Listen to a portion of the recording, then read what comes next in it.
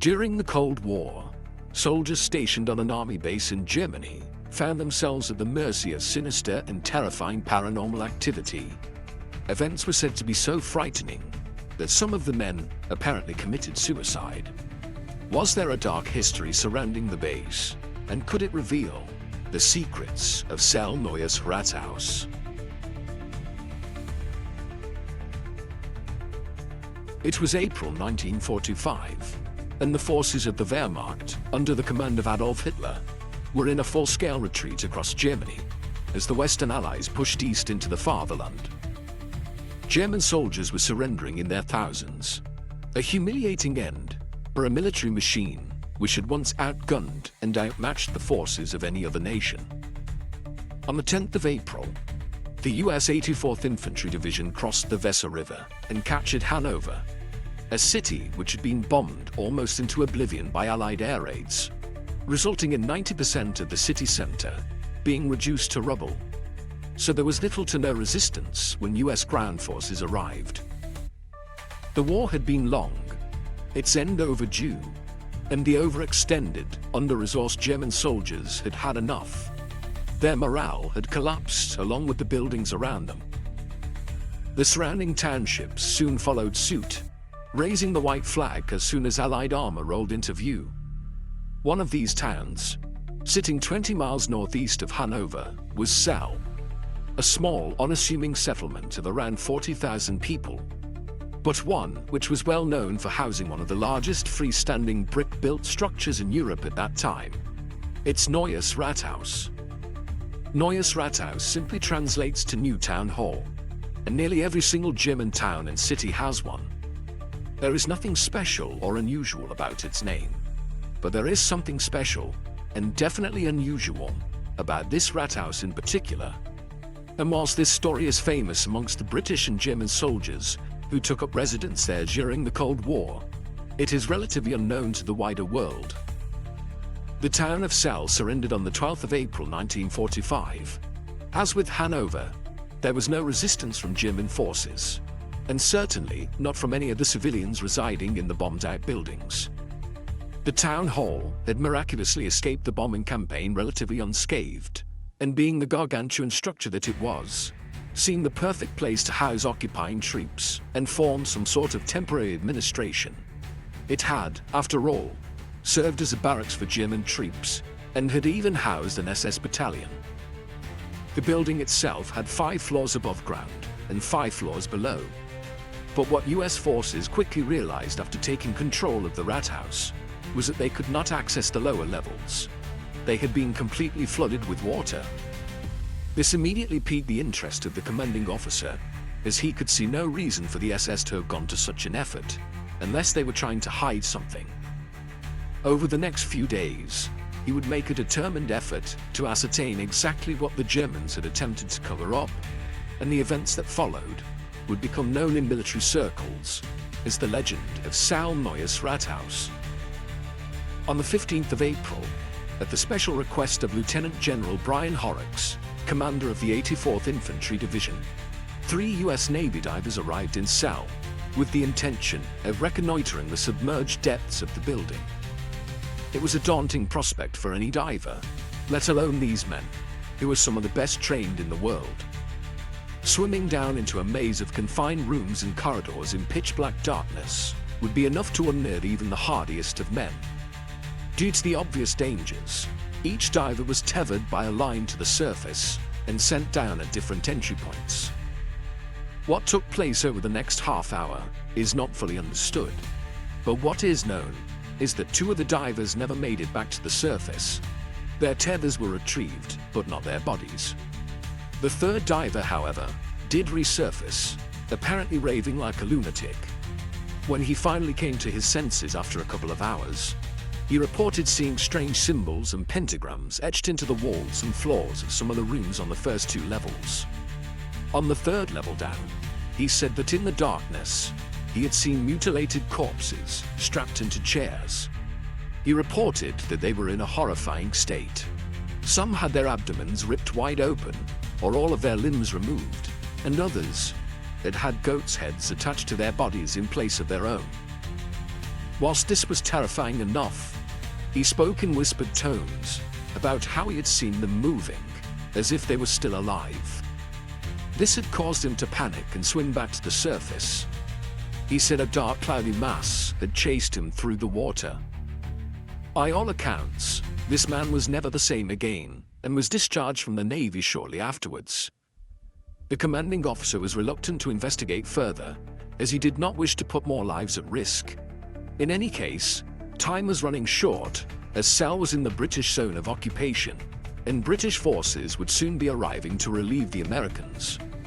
The building was handed over to the British Army on the 21st of April, and the basements were sealed over with concrete shortly thereafter. During the Cold War, Celle became a very important garrison town, staging a sizable contingent of NATO forces. The town hall was converted into a permanent army barracks and housed regiments from the British and German militaries. The stories regarding the flooded lower levels and the fate of the US Navy divers were rife during this period, and many believed them to be nothing more than urban legends. But no one could get away from the fact that access to the basement floors was indeed restricted. It was obvious that most stairwells leading down into the lower levels had been hastily filled with concrete, as the tops of banisters or handrails could be seen protruding from the floor. The question was, why? Paranormal phenomena in and around the barracks were commonplace. An infantryman by the name of Stephen Daly reported that on his first night in the building as a new recruit, he saw silhouettes of people walking back and forth outside his window. He didn't think much of this at the time. The soldiers would have been on patrol, but he realized the next morning that his window was actually 7 feet above the ground on the outside of the building. Daly served 4 years in Celle during the 1980s, and he experienced all kinds of strange goings-on, such as hearing jackboots marching on the parade grounds and through hallways, even though half the camp was on leave and no parades were taking place. There were instances of people hearing voices conversing in German in locked and empty rooms.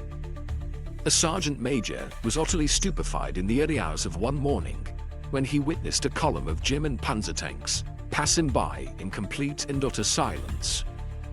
The strangeness didn't end there. A young private by the name of Martin Fox woke one night to find that the ceiling of his bedroom was only inches away from his face. At first, he thought it was his roommates playing a prank, but when he realized his bed was actually floating several feet above the floor, he screamed out, and both he and the bed came crashing down, waking his sleeping comrades. Other soldiers reported having their rooms vandalized, even though they had been locked and secured in the intervening times, and no one else had been in there. Some even saw dark shadowy figures standing at the ends of their beds and in hallways. Most unsettling was the unusually high rate of suicides amongst the men stationed at the Rathaus.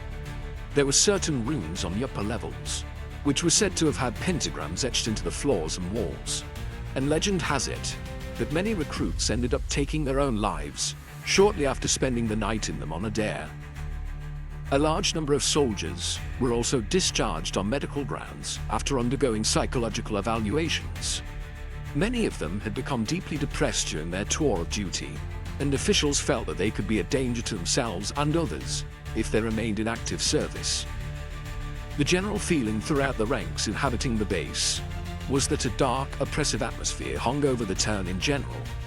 After all, Bergen is a suburban district of Celle, and this is, of course, where the infamous Belsen concentration camp was situated. In fact, many Jewish prisoners were transported by rail into the town center before being dispatched to Belsen thereafter, and although Celle was captured during the war without a single bullet being fired, it was no less a scene of unwavering tragedy, a place where thousands upon thousands of innocent people lost their lives in an untimely and barbaric manner. Could the very knowledge of this have had a negative effect on the men's moods and behaviors? And if so, why did this dark cloud seem to hang specifically over the Rathaus? The rumors around camp are intriguing to say the least. It is no secret that the Nazi regime, and in particular Heinrich Himmler, had a deep-seated interest in the occult. It is thought that the Third Reich was looking to harness untold powers in order to tip the fortunes of war in their favor. For instance, there are tales of German troops making expeditions to Antarctica to locate hidden entrances to the so-called Hollow Earth, which would supposedly lead them to a dormant race of giants. Other rumors suggest that the Spear of Destiny was stolen from a museum in Vienna to aid in the summoning of dark forces, and that German naval commanders employed the use of dowsing in an attempt to locate British submarines and merchant vessels.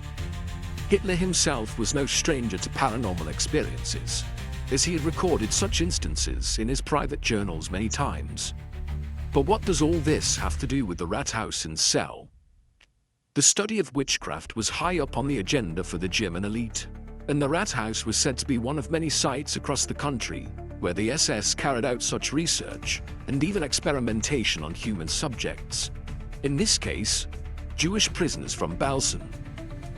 There were rumors that the SS was summoning dark and sinister forces in the rooms situated on the lower levels, and that prisoners were being horribly mutilated in order for their bodies to become more accepting of demonic possession. The building itself is said to have occult symbolism running all the way through it, from the way it is laid out to the very smallest of details, such as the shapes of concrete tie rods and decorative architecture. Many believe the Rathaus served as an antenna or gateway, which amplified the effects of such practices. A German soldier who had been stationed there during the Cold War years had an interesting and somewhat bizarre story to tell. Posting anonymously on an internet forum back in 2009, he recalled how his father had told him that the SS had been attempting to bring soldiers back from the dead, allowing demonic entities to possess the deceased and use their bodies as vessels. His father went on to describe how attempts in doing this had been successful, but that these reanimated corpses apparently had no sense of honor or loyalty, and that research in this area was abruptly halted. Connections to the occult are further reinforced by the supposed etchings of pentagrams, and particularly the accounts of the third diver who reported seeing people with goats' heads strapped into chairs whilst exploring the basements. That is, of course, if the story regarding the US Navy divers is to be believed. One would have to question exactly what was down there in those cold, dark depths, and what had been responsible for taking the lives of two of the men. Could it have been something paranormal or even supernatural? Or was it something altogether more rational, such as the fact that it was a dangerous assignment to begin with, that two of the divers became trapped, and that the third worked himself up into a panic as a result of the dark and confined spaces? Of course, we must also ask whether the diving incident even happened at all. Reading this story back, one has to admit that it has all the hallmarks of an urban legend, all the cliches of fabrication, perhaps concocted to frighten new recruits. There is no doubt that the Rathaus in Celle does have floors below ground which are inaccessible and have been covered over with concrete. Whether they are or were flooded is another matter. After all, how practical would it have been to fill the equivalent volume of a football stadium with water? Surely gutting the building with fire would have been a far quicker and easier method of destroying any evidence of whatever had been going on there. Unless the SS were not trying to hide evidence, but instead to quarantine whatever abominations they had created. The likelihood is that we'll never know for sure. What is less easy to explain, however, is the sheer amount of paranormal activity that soldiers experienced whilst on the base. There are far too many accounts, even from higher ranks, to dismiss this altogether. If you are lucky enough to speak to any British or German soldier stationed here during the Cold War, you'll more than likely find that they believe there was definitely something evil and twisted about the Rathaus. This likely supports the idea that something sinister was going on in the maze of dark halls and rooms of its lower levels at some point during its history. Whether it had connections to the occult or otherwise is up for debate. In any case, British and German forces vacated the premises entirely in 2012, and the building was repurposed as originally intended, to embody the seat of local government. Parts of it have also been converted into a hotel. which has seen glowing reviews from visitors on various travel websites. That said, guests still report, even to this day, strange goings-on and the ever-present sound of jackboots echoing through the halls. It seems the secrets of Celle Rathaus live on.